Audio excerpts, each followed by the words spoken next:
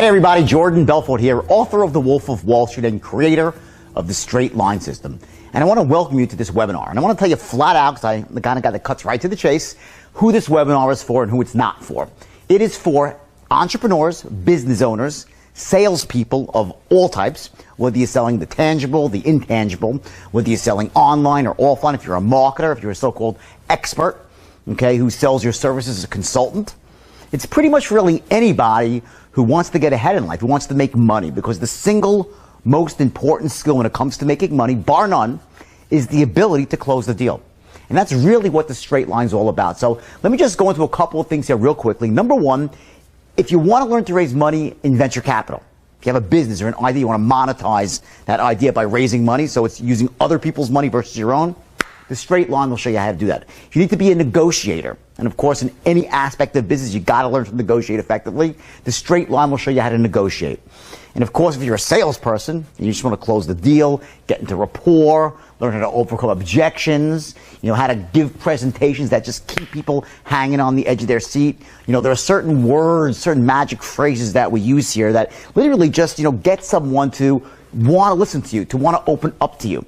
And of course, to eventually want to buy your project. So that's really what this webinar is about. It's my best strategies here in about 1 hour, no more than an hour here. And I'm going to show you really the outline, a framework for how you close anyone who's closable.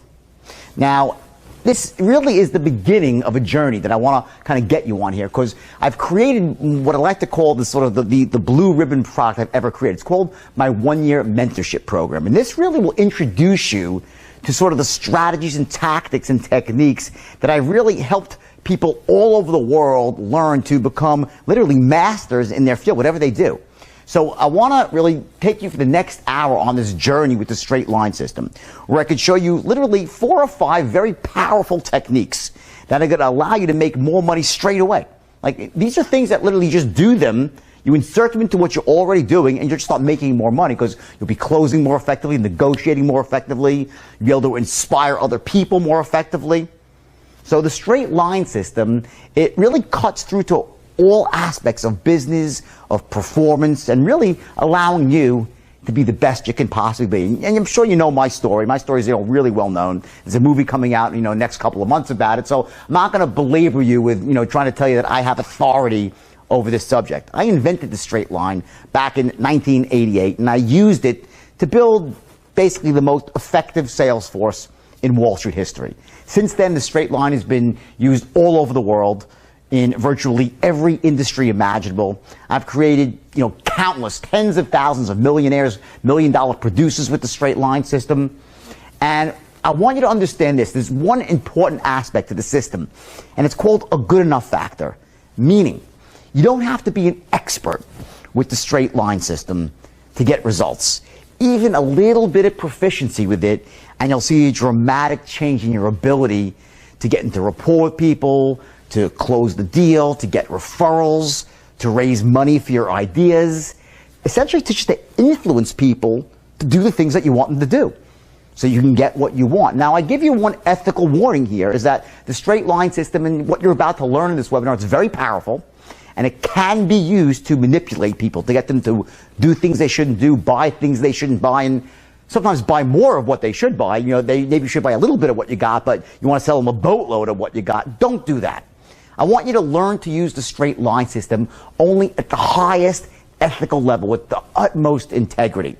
This system will show you really how to get rich in whatever it is that you're doing, by really making you the most effective you that you can possibly be. Okay? So again, I have this mentorship program that goes for a year, and it starts with this home study course I've created for the straight line system. But this is really an introduction to all that. It's going to show you in just 1 hour how to make more money at whatever it is you're doing.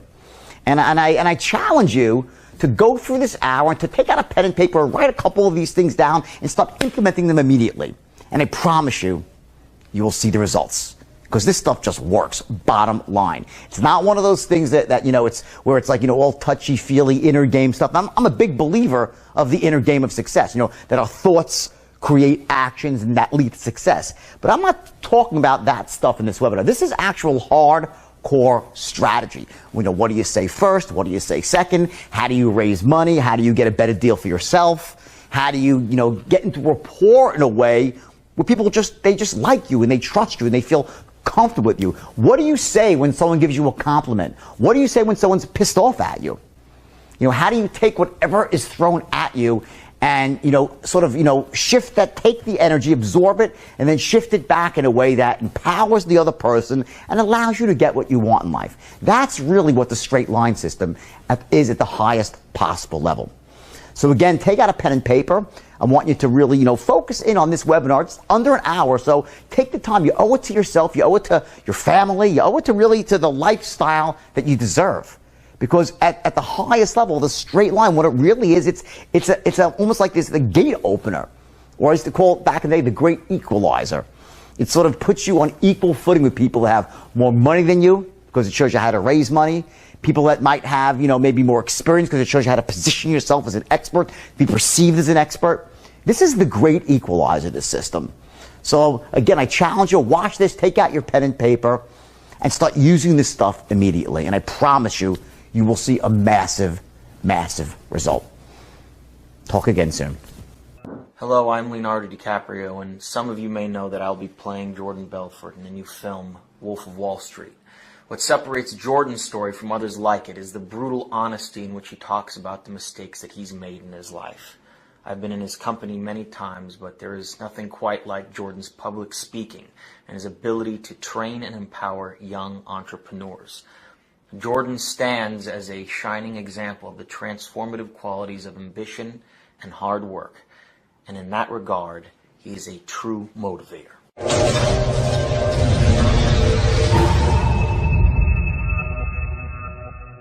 Hey, Jordan Belfort here, author of The Wolf of Wall Street and creator of the Straight Line Sales and Persuasion System. In this video, I'm going to be teaching you the basics of the straight line system, which is what I've been getting paid massive sums of money to teach to large multinational corporations all over the world, and to entrepreneurs and business owners, and of course to individual salespeople as well, and brokers, and agents in pretty much every industry imaginable, whether it's stocks, real estate, insurance, logistics, pharmaceutical, banking, telco, and those are just to name a few.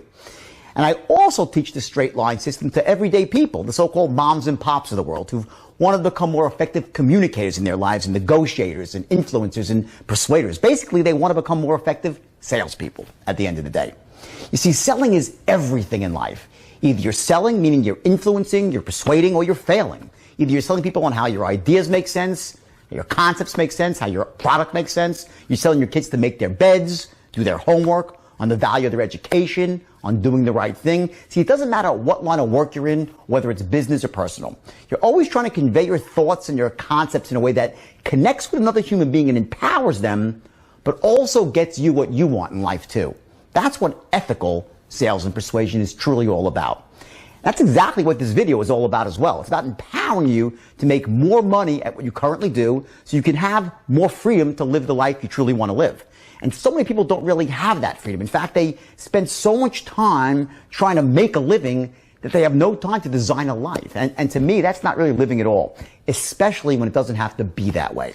So let me just go through 3 quick things here before we cut to the live footage to give you a bit of context here. Now, number 1, the live training I chose for this was one that I did for internet marketers. But don't be distracted by that. It's totally irrelevant. See, the straight line system applies to every industry and to every job function in it. In fact, even if you're a mute, and I hope you're not, you still have to communicate. You'll do it through writing, or maybe you'll do it like Stephen Hawking does with his eyeballs, right? But either way, what you're going to learn about the straight line system is that, at its essence, it's a communication strategy for both verbal and nonverbal communication, including body language, tonality, and writing. So it applies to everything, to any situation of influence or negotiation or persuasion, selling. This is going to elevate you to an entirely new level of proficiency, and you're going to feel empowered because of it.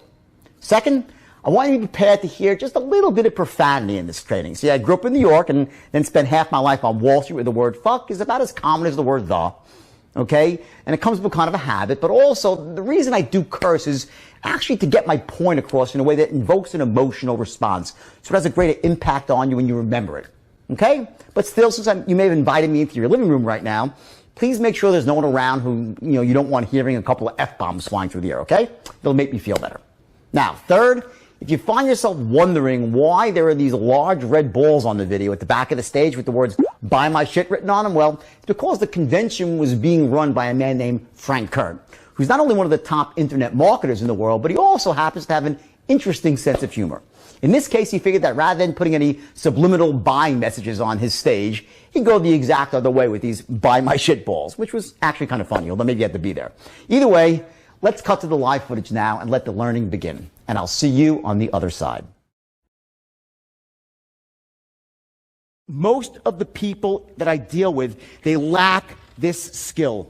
They're not closers, they're not influencers, they're not salespeople. And I have to tell you this, some people think sales is a dirty word. Selling is everything in life. Either you're selling, meaning you're influencing, persuading, or you're failing. Either you're selling someone on that your ideas and concepts make sense, your products make sense. You're selling your kids to make their better, do their homework. Doesn't matter what line of work you're in with your children, your spouse, you're always influencing and conveying your thoughts, your concepts, and trying to do it in a way that connects with another human being and empowers them, but also gets you what you want in life too. That's what influencing is all about. And I will tell you that you might have heard this from other places, that there's a force inside of you, and once you unleash that force, you can accomplish anything in life. It's a cliche. It's a cliche. But here's the deal. There actually is a force. And the way you wake it up is by influencing one person first. And who's that? You have to convince yourself that you are the shit, that you have everything it takes to achieve massive wealth and success. And if you don't have one specific skill set here, if you lack a specific skill, you fucking go out and get it. You perfect it. There are two types of people in the world. I'll tell you exactly who they are. You have people on one side who have reasons. And there are some people in this room that are reason people. They tell you all the fucking reasons why they can't become successful, why they can't get what they want in life. There are those people in this room. If I give you the greatest idea in the world, the greatest opportunity, you'll say, well, I got to travel somewhere, or it's going to cost me some money to lay out, or then I have to drop what I'm doing now, or put an extra 3 hours with, neglect my kids. I'll give you an example. I was getting a massage. I stayed, the Del Coronado Hotel? Right? The beautiful hotel. And I went there. It was my 2-year anniversary with the woman who I'm going to marry this year. Grace, she's in the back. Ann. Say, hi, Ann. Okay? So we're there. We're celebrating our anniversary. So we're getting massages. Okay?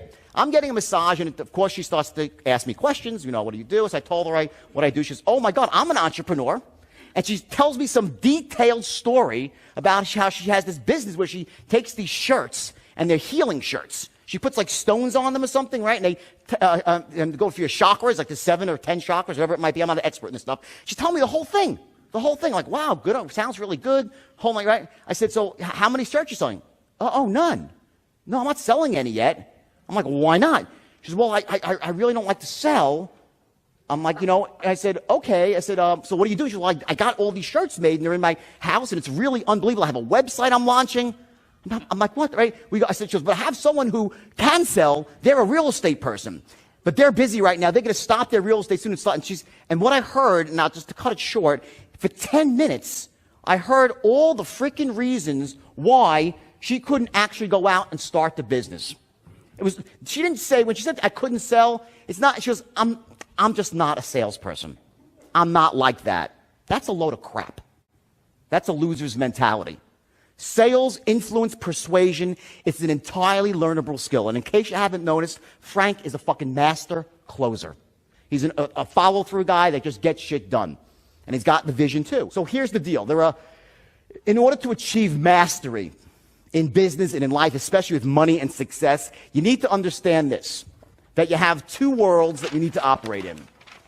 You need to operate, firstly, in the inner world, which is what goes on right between your ears, right here, the inner game of wealth and success. And I want to talk about it in terms of persuasion. I said before, the first person you have to persuade is who? Yourself, right? Fair enough. Now, there are certain basic concepts that you've probably heard before in terms of the importance of being able to manage your state. Raise your hand if you've heard that before. State management, important, right? Okay, this goes back, state management, to the beginning of time. before gladiators, in the movie The Gladiator, he bends down and he picks up some dirt and starts rubbing it in his hands and gets himself into a state for war, to get ready to fight. Every time in that movie he has an anchor he's firing off. He puts dirt in his hands. Indians would put war paint on their face to get themselves into an emotionally charged state. So I didn't invent state management here. What I'm telling you is this: it's fucking crucial to be able to trigger the right state in the right moment for influence, persuasion / sales. There are 3 states that you need to trigger when you want them. Not always, but in the key moments when it really matters. When you pick up the phone, when you get that first moment face to face, you have to be in the right state. So I'm going to show you some ways to do that and what those states are. Next is your beliefs. Also, something, of course, we've heard before. Basically that, we are the sum of our beliefs about what the world is, how we operate in the world. And I look at beliefs like this. We have, of course, the empowering beliefs that lead us to wealth and success. And we have the disempowering beliefs that lead us to poverty, misery, and failure. We all have limiting beliefs which hurt us. And in the end of the day, you're always held down by your lowest level limiting belief. It's the one that's at the bottom that stops you. Imagine a Ferrari. You have a Ferrari. It's a beautiful, like Frank's beautiful, it's a red Ferrari, right, Frank? It's a beautiful red Ferrari, right? So it has this beautiful chassis, this 455 horsepower engine, 12 cylinders, 4 valves per, capable of 300 miles an hour. Who knows how many miles an hour it can go, right? But if there's a governor on the engine stopping the flow of gas, it's not going over 55. That's what a limiting belief does for you, or does to you. It stops you from charging forward when you should, and causes you to slide backwards and move backwards when you shouldn't. There are 3 core beliefs, 3 of them, that you need to have as an entrepreneur. If you have the opposite, which would be the limiting form of that belief, you're fucked. No offense, you just are. Because you will end up charging away when you should plow forward, and you won't move forward when you should. You'll sit there in a box and say, what the hell? You'll be nervous, and I'll get to that, what those beliefs are. I don't have time for all of them. I'll get to at least one of them and show you how to break it right here in this room. So that's our beliefs. Next, we have what's called your thermostat, or your standards in life. Thermostat or your standards. And your standards, who's heard of this? Raise your hand if you heard of it. Say aye. Great. Very basic concept here, but what I want to do now is take these things to a new level and apply them directly for persuasion. How you use this shit to actually become the best persuader you can possibly be. So we have this issue of standards, your thermostat, where it is that you feel comfortable in life, especially financially. Everybody has a different level. Me, it's very, very high. As you know from my book, if I'm not making 8, 10 million a year, I'm saying I'm fucking not, I'm desperate at what I do. I'm running 1,000 miles an hour to get to that $10 million a year mark. That's it. Other people say, what are you, crazy? If I had $500,000 a year, I'd be thrilled. So what your standards are, essentially, are the things that you must have in life. So financial standard would be a certain amount of money. An emotional standard might be a certain amount of peace in your life, a relationship with another person, whatever it might be. And there are people with, again, high standards and people with very low standards. The beauty of this room is the fact that you're sitting here means that you already have your standards at almost, if not the highest level. So typically it's not what's holding people in this room back. Other rooms, different. You have high standards. What's holding you back from getting what you want in life is other things. But we're going to hit on standards anyway, because I want you to understand the power of it and to make sure that if you ever see yourself sliding back down and dropping your standards for any reason at all, how devastating that could be to you going forward. Because here's what happens. We have a thermostat, right? And it's set for a certain amount of money. Let's say it's for $1 million a year. And if you go on for a long time and that's your thermostat, 1 million, but you can't hit it. Because let's say you're missing something on the you're the worst. As Frank said, you can't sell your way out of a paper bag, so you can't get to this point. After a while, your brain starts saying, fuck this. This hurts too much. And you lower your standards. You say, I'll be happy with making $200,000 a year. So you lower your standards, and all of a sudden, if that doesn't work, you lower them again and again. And before you know it, you're operating like one of these people who's no longer an entrepreneur, but's ready to go work for a fucking paycheck for $40,000 a year and work 40 hours a week, which is fucking insanity to me. That's the danger of dipping your standards even a little bit, because you never know when disaster is going to strike. This shit happens in life, right? You're walking along the street, bam, you get hit between the eyes with a lump of shit. right? It just happens. And if you're one of those people that's going to say, fuck it, I might as well just settle for less, you're done. So you have your standards. Next thing, and the last thing on the inner world I want to focus on here is actually focus. And when Frank is focused on overwhelm as being the number 3 reason, okay, what I want to show you and share with you in terms of a strategy and through stories and metaphors, which are very powerful, is the power of having a laser-guided focus on where it is you want to go versus what it is you're afraid of in life.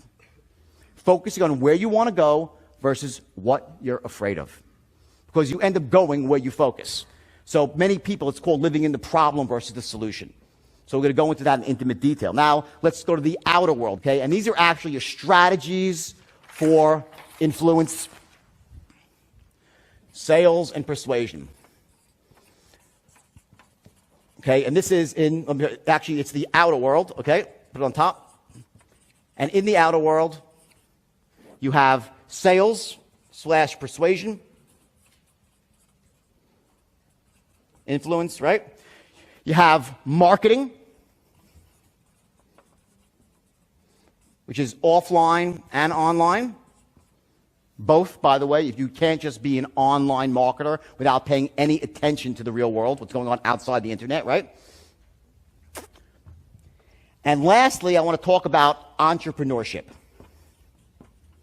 These are actually the skills and the strategies that you need to leverage from being a single-man shop, doing everything yourself, or working with just 1 or 2 other assistants and outsourcing. How do you actually take what you have once it starts to work and literally hit it out of the park?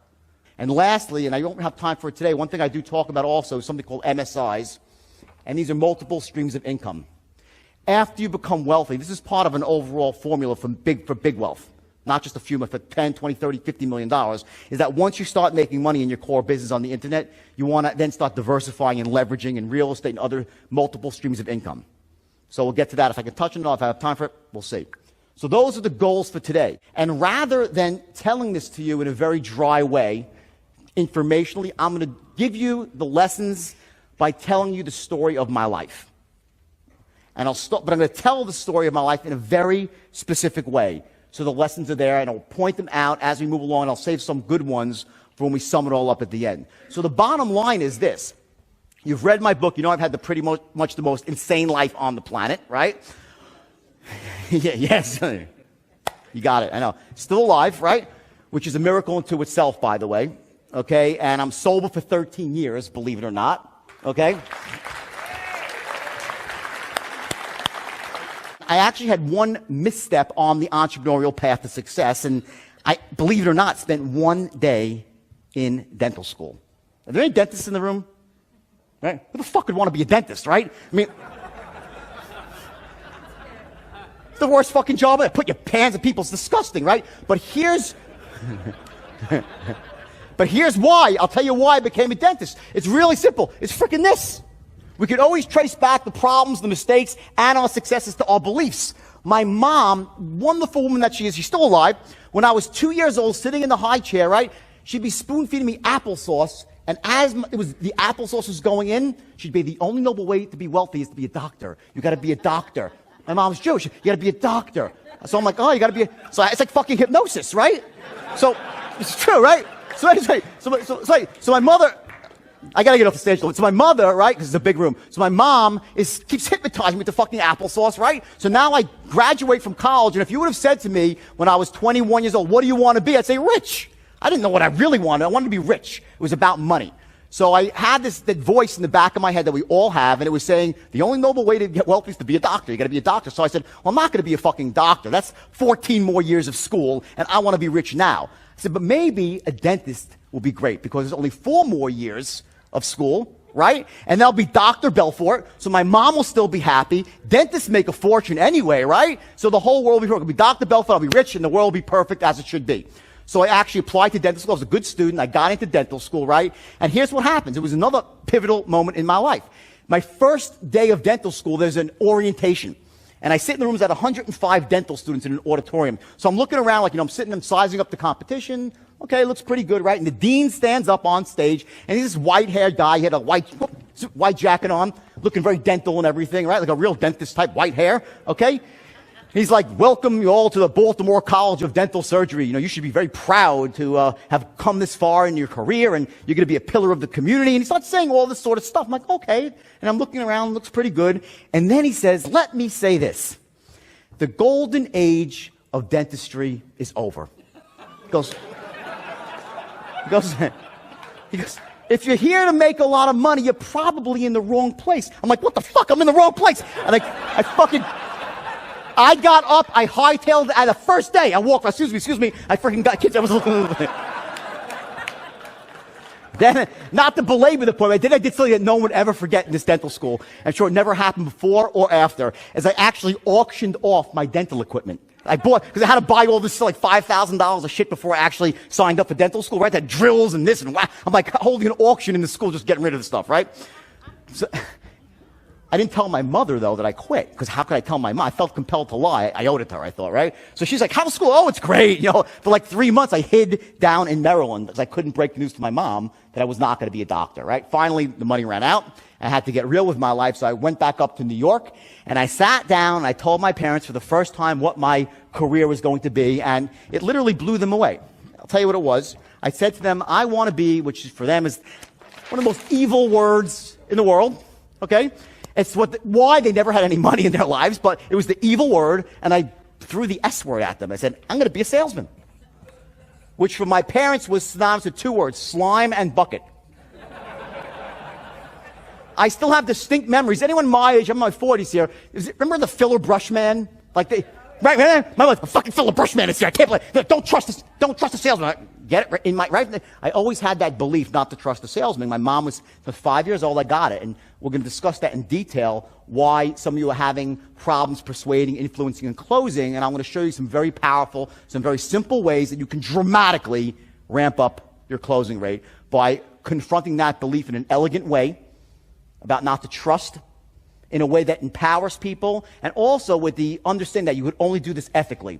Because this system here that I'm going to share with you, it's called the straight line system. And in fact, signature scene of the movie is this moment when I actually stumble upon this idea system, the straight line system. And you see DiCaprio do it as me, and it's really cool. I mean, it's really written well. I didn't write the script. It was written by a guy named Terry Winter, who's the writer for The Sopranos. He wrote the script. It's a beautiful scene. And what it is, it's the moment when I stumble upon the straight line, and I realize I have to retrain everyone in my office. So here's what I did. And I'll explain to you exactly what it's all about and give you the basics of the straight line. I can't give you all of it now, not because I don't want to, because we'll have to go to 7 or 8 o'clock at night and Frank will kill me. But let me give you as much as I can, okay, and show you how you can apply this to your business without even knowing it. Just a little bit of it, 2% of it, will allow you to start becoming more effective at persuading people. So here's the deal. That moment when I realized I had to retrain everybody, I said, everyone put down, we cursed a lot. I said, put down the fucking phones. Put down the fucking phones, everybody. I had them put down their phones, all right? I want you to take every piece of paper on your desk and throw it in the fucking garbage. Rip it up. We start from scratch. Everything you've learned, everything you know up to this point, I want you to forget everything you're about to relearn, everything from the time you were this big about language, communication, and something happened to me. And I popped into a state of such certainty where I was channeling. I believed that I was really channeling stuff from somewhere else, because I started having access to knowledge. Who's read the Think and Grow Rich? Anybody here?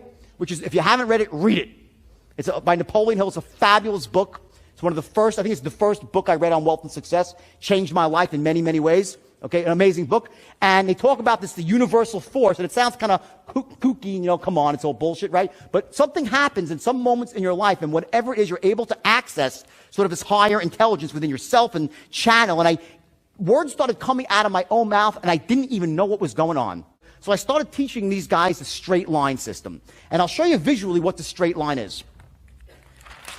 I called it the straight line because out of sheer frustration, like every morning I'd give a meeting for about an hour. And every afternoon I'd give another meeting for about an hour and a half.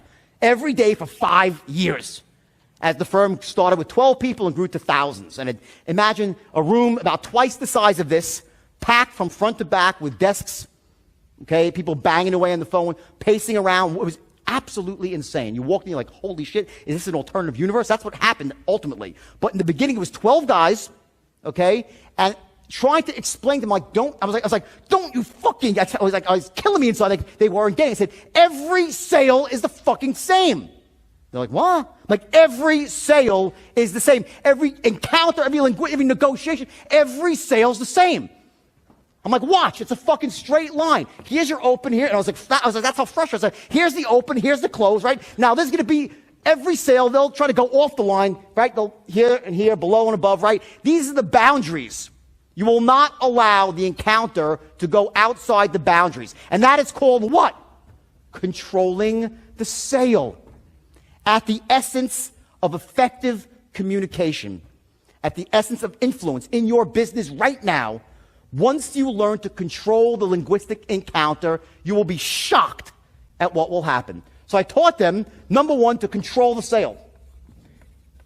Here's the perfect sale where they agree with everything you say. From the first word you utter, they're on board with you. They're saying yes to every question you ask.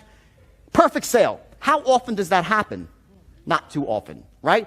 So what happens is the customer has a tendency, the prospect, to go off the line. They want to go off the line. You want to keep them on the line. What you have here between here and here is your healthy boundaries of where the sale can go. As long as the sale stays within these boundaries, you're in control. If it goes outside the boundaries, you're out of control. In the boundaries, there's two things that you're doing. Number one, you're establishing instant massive rapport through tonality and body language. And number two, using that rapport to gather intelligence, to find out what the prospect truly needs, what his true desires are. Because here's the deal. Remember I said those three things, what are they? Sharp as attack, or sharp as attack, enthusiastic, and what else? Expert, you feel. Those three things, right? But why?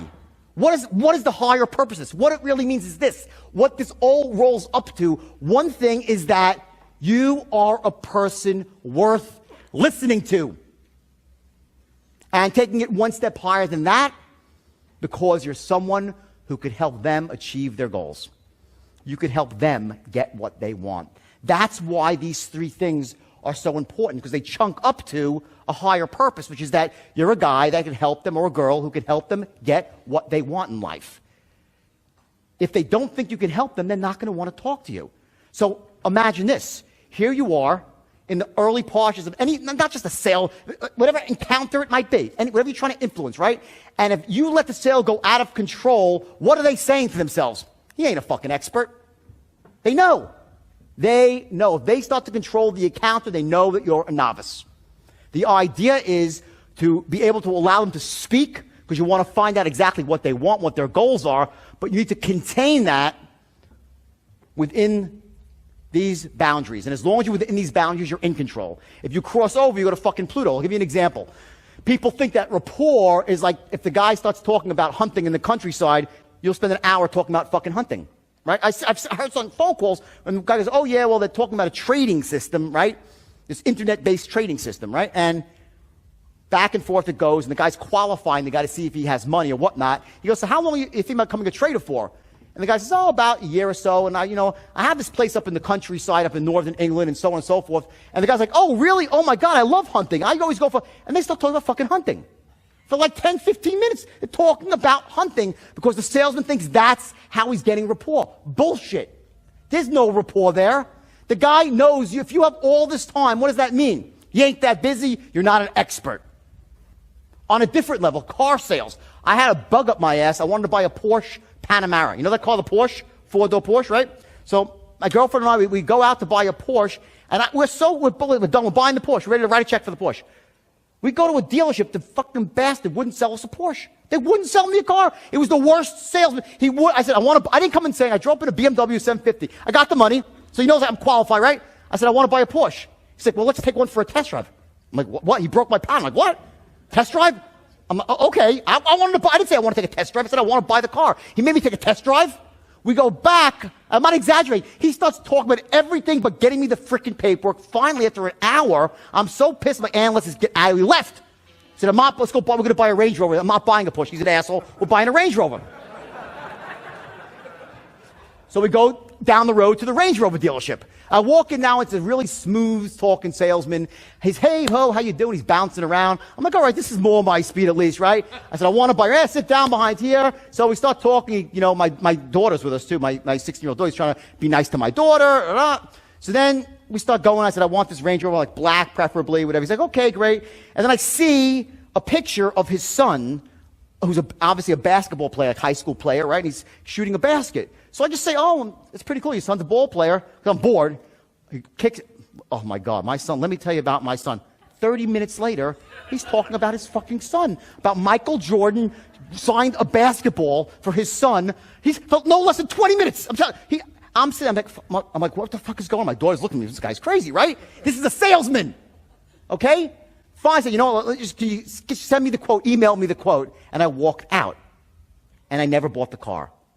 I drive a BMW, a 750i for a reason, because the woman who sold to me is the best fucking salesperson in the world. She's this big. Her name is Nita. Okay? She's the #1 BMW salesman in the world. She works at Beverly Hills BMW. This woman, you walk in there, she, okay, hi, blah, blah, blah, blah, blah, you can't understand a word she's saying, but for some reason,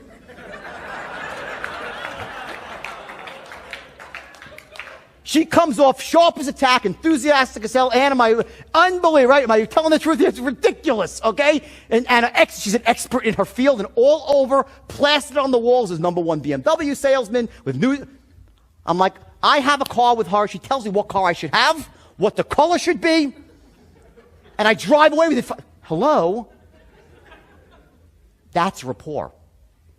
And somehow, and I'm sure how, but not sure, unconsciously, I know I like her because through tonality and body language, she fucking hooked me. But it happened on an unconscious level. If I trace back her words, I can't find one word she said that was so compelling. Remember I said I couldn't understand a word she said? She's, you know, she talked about this one, she name dropped some stars, named the whole thing, right? But somehow, in my heart of hearts, I said, you know what? She cares. She's damn sure is an expert in her field. She's sharp as a tack, and she's so enthusiastic, so it must be great. See, the reason when you say you're enthusiastic, why is that important? Because it must be great. If you call someone, hey, I got this really good product for you, got a minute? They know. In their gut, they know. Okay? Yet if you listen to 9 out of 10 people try to talk on the phone and influence, they will influence at a low level. I'll give you another life story here, which is very appropriate. I made the fatal mistake once of trying to get life insurance, on the internet. You guys love this, okay?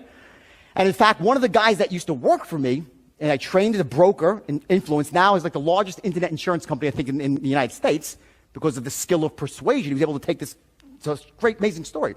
So I go for life insurance, and that instigates a callback from some girl who sounds like she's 21 or 22, and she's the driest human being on the fucking planet, okay? She's like a robot on the phone. So now I'm leaving for Australia. It's like 8 months ago. I'm going to Australia on a different tour to speak. And she's like asking me all these questions. Your name, something like Jordan Belfort, your social security number, how old are you? So then she says, after like the 10th question, and she's so monotone that I'm tuning out, right? She says to me, have you ever flown a plane before? So I'm like, well, an aircraft. I said, no, I've never flown a plane, but I've flown a helicopter. You know? And I said, that's it. So she goes, okay, so the answer is yes? I said, well, yeah, the answer is yes. So she says, okay, have you ever flown a biplane? I said, no, I've only flown a helicopter. She goes, so the answer is no. I said, the answer is no. She goes, have you ever flown a crop duster? I'm like, no, I've never flown a crop. What the fuck are you talking about, right? I'm starting to get a little agitated, right? So now I get myself pacing back and forth, right? She goes, have you ever flown for the Navy? I'm like, what? No, I've just flown it. Listen, I pushed the fucking thing over the side of my yacht when it was sinking, okay? All I've flown is a helicopter. That's it. Haven't flown in years. She's like, hold on a second. I'm like, oh shit. She puts me on hold. I'm like, she's going to hang up on me, this bitch. I'm really pissed. I got to go to Australia. I'm really pissed. All right? I think she's going to hang up on me. All right? So now I'm sitting there fuming back and forth. She comes back on the phone. Okay? She asked me literally 10 more questions of like spy planes. I'm not kidding. Spy planes, all the sorts of planes. I never heard of so many planes in the world. All right? Then I'm ready to freak out. She's like, all right, we're done with that question. All right? This is woman's what I call as a duck. There's ducks and there's eagles. Like ducks in the world, like these customer service, low level, with low standards, and they have this duck-like mentality. Quack, quack, quack. They walk around waddling and fucking shit. You know those people? They work in motor vehicles mostly, right? Okay? And like, wow, I can sense the bill growing on, I could see the bill getting longer. I'm like, wah. I'm like, listen, lady. I mean, she's like, okay, next question. Have you ever used recreational drugs? I'm like, oh, shit. I'm like, here we, fuck. I'm like, yes, everything, massive quantities. You happy? She's like, hold on a second. And she puts me on hold again. Now I get really pissed, okay? So I'm pacing, I'm cursing on my breath, right? And my aunt walks in the door shop, so I'm like, it's your fault. You told me to get life insurance. She's like, calm down. You're losing your state. I'm like, I want to be angry and pissed off. This is exactly. So now I'm pacing back and forth, and I'm livid, right? She gets back, and she goes, okay, how much cocaine have you? I said, mountains of it. Enough to do a ski jump off of. I smoked it too. You happy? She's like, so the answer is yes? I said, yeah, yes. Just, have you used marijuana? Pounds and pounds of it. Hash oil, everything, mescaline, you name it. I said, she goes, hold on. She puts me on hold again. I'm fucking freaking. I go back, now I'm freaking out, right? I'm like telling her, man, I'm going to kill this girl. It's your fault. You told me to get blame, right? I get back on the phone. She gets back on the phone. She goes, okay, have you ever done methamphetamine? I'm like, I said, listen, lady, you're fucking crazy. I start freaking out. All of a sudden I hear, and she starts crying on the phone. So I'm like, oh shit, I made this poor woman cry. I said, whoa, stop, I feel bad now. I'm like, stop. So, because, one of the things I'm driving at is A, that she's a freaking duck, right? All right? And also that my state of anger, I was able to hurt someone by being angry, and I got myself into an angry, pissed off state, so I negatively impacted everyone around. When you're influencing somebody, there's a saying, you catch flies with honey, not vinegar, right? It's the truth. Okay, when the key to state management and influencing 3 states you need to learn to trigger at will. Certainty, clarity, and conviction. The 3 states. The way you do it, and those of you who've been through any NLP training, okay, the easiest way, the most surefire way is through anchoring. Okay, I can't do it right. I don't have time to do it right now. If I could, I would. Just don't have the time to do it. But the important thing to know is that I have taken anchoring for myself, my own life, to a different level through sense of smell. And I actually add smells. Frank freaked out when I walked. He goes, what the fuck are you doing? I said, because I took a snort of, not cocaine, but I took an actual, I associated certain smells with states I want. It's the most powerful. And I show you how to do that in the longest time. I just don't have time here, but it's incredibly powerful because nothing brings you back to a state like your smell. It's like a whole new level of anchoring. And once I did that, it's really, really empowering. So anyway, that's why state management is so important. Certainty, clarity, confidence, courage, the C's, right? Super important, right? So anyway, now I change my state, and I start saying, look, woman, I'm so sorry, ma'am. Come on, I tell her my life story. Next thing, she's laughing. And we end up finishing the call, and that was great. Of course, I got rejected for the fucking insurance. Anyway, who would insure my liver, right? But there are ducks everywhere. And just I want you to nail this into your psychology here, because if you ever see yourself in a moment taking on a duck-like mentality, this sort of impossibility notion of what can't be done, you can't influence when you're a duck. Eagles are the ones who can influence. So here's the thing. So here's the idea with influence. Ready? The idea with the straight lines who's read Sun Tzu? Sun Tzu, the Art of War? Every battle's won before it's ever fought. Right? So that's the straight line. The idea is before we go into the encounter, before you call up an affiliate, before you make any move to influence, of course, know what your outcome is, but also know the things that you need to accomplish in the other person's mind to get them to say yes. There's only a few things. Notice, to influence somebody, here's what has to line up. There's 3 things. Number one is that they love your product. They have to love the product on both a logical and an emotional level. Logic alone is not enough to close a sale, and without logic, you get buyer's remorse and people cancel. You have to develop a logical, an airtight logical case, and an airtight emotional case of why they should love your product. When you read a well-written sales letter, I read them, I'm like, I see exactly. It's very simple. They convince you the product makes sense for you in your own life, and the emotional side of it is that you see yourself using the product in the future and feeling good. It's called future pacing. That must occur. At some point, if you want to close someone, the people buy shit they don't really like. Well, they think they do with buyers. They think they like it emotionally, but they really don't, and they cancel.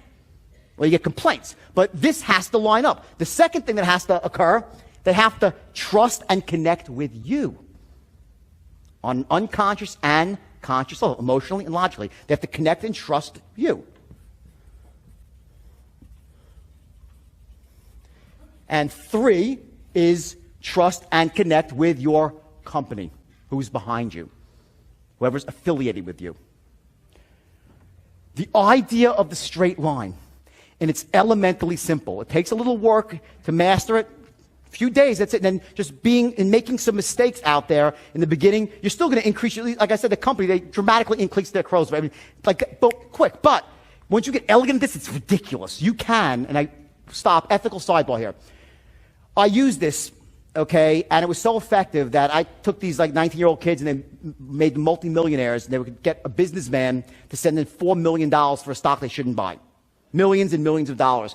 Because with the system, when you fully understand the system and can use it, you can get people to buy things they shouldn't buy, to do things they shouldn't do, to take actions they shouldn't take. And I caution you now that I will show you I'll give you everything, the keys to the kingdom. But please, for your own sake, is only use this system to influence people that should be influenced. The idea is to have ethics and integrity in what you do, to help people to take actions they should be taking, to overcome obstacles that stop them from taking action, that stop them from making good decisions, using the straight line to help people break down the barriers that stop them from taking good decisions. There are so many people, my mom said to me, don't trust the fill a brush salesman. There's people walking around with a lot worse than that in this world, and they have these limiting beliefs about buying, and because they're there, they don't take action. They live in a fucking box and have nothing in life. They live in poverty, they live in negativity, they live in averageism.